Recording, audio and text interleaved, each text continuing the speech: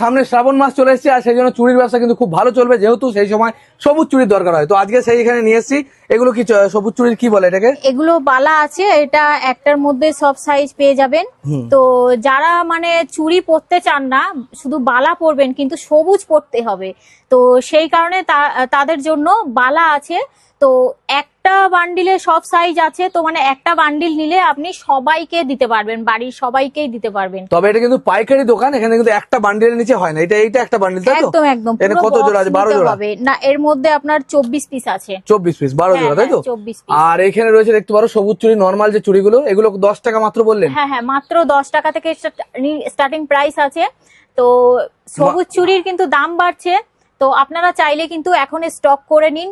এরপরে কিন্তু ভোটের পরে গ্যাসের জন্য সবুজ চুড়ির দাম আরো বেড়ে যাবে। যেখানে আপনি আমার থেকে 10 টাকায় কিনছেন, সে জায়গায় আপনি এরপরে কিন্তু 20 টাকা ডর্জনে অবধি চলে যাবে।